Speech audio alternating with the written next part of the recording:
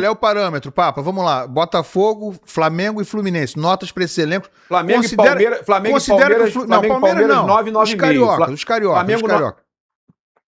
Flamengo e Palmeiras 9, 9,5. Tá, Flamengo 9. 9, 9,5, sei lá. Elenco top. Fluminense, eu acho que dependendo dessas contratações, chegando no Boangá aí, 8,5. Botafogo, eu acho que perdeu muito também, saiu muita gente. Não sei se essas contratações agora são tão importantes quanto as saídas. 8. 7,5, 8 Botafogo. 7,5, 8. E o Vasco, 6,5. Rapaz, eu vou dar minha nota também. O Garoni vai voltar já aqui, vai dar a nota dele também. Raíza, notas para esses outros 3 times, você deu 6, 6,5 pro Vasco, pro elenco. Flamengo, Fluminense e Botafogo.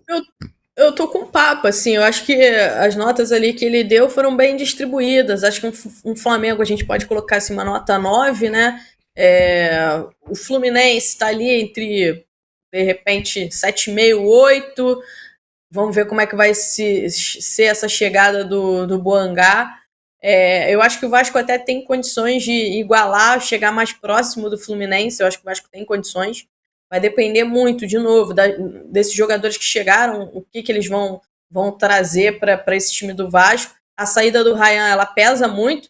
Não à toa ele chegou voando lá no Bournemouth, né? Chegou já colocando as credenciais em cima da mesa, tá jogando muito por lá.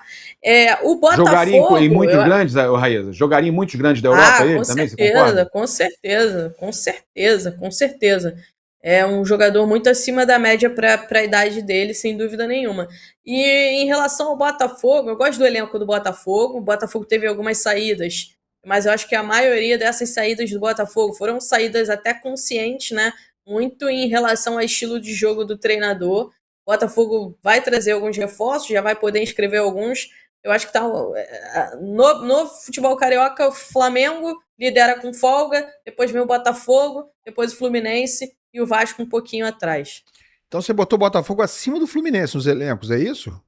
Botou o Botafogo com 8,5? Eu acho que tá acima. Elenco 8, eu acho que tá acima, porque eu acho que o Botafogo, no geral, tem jogadores de mais peso que o Fluminense.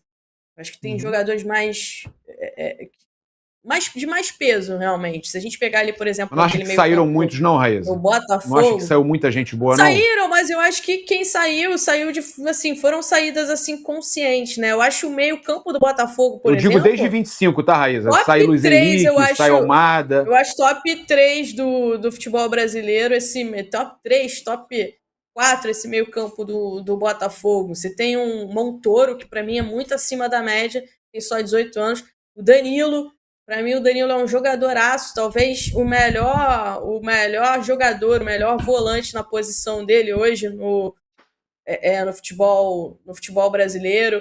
Aí você tem um Alex Telles. Ele vai ficar? Ele fica? Muito bom jogador.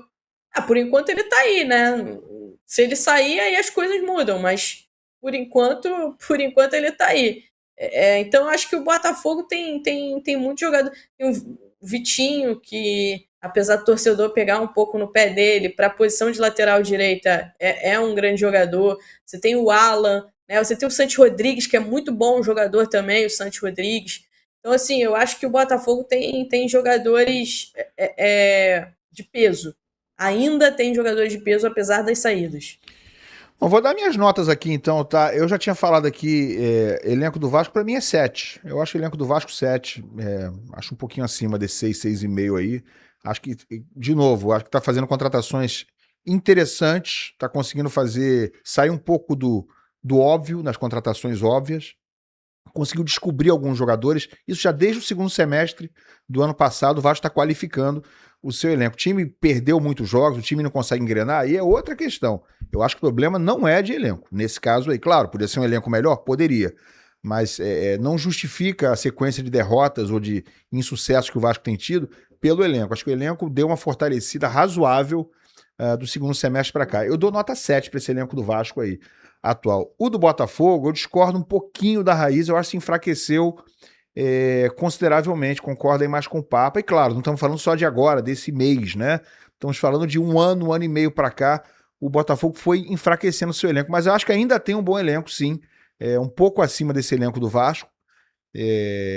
jogadores mais consolidados, vamos chamar assim, jogadores realmente mais experimentados, né, que já se provaram mais, inclusive aqui no futebol brasileiro, embora tenha se enfraquecido um pouco. Eu acho que hoje o Botafogo tem um elenco 7,5, vai, 7,5. E aí vamos falar do Fluminense. Papa deu 8,5 pro elenco do Fluminense. Raíssa deu quanto, Raíssa, no elenco do Fluminense? Você botou em quanto ali?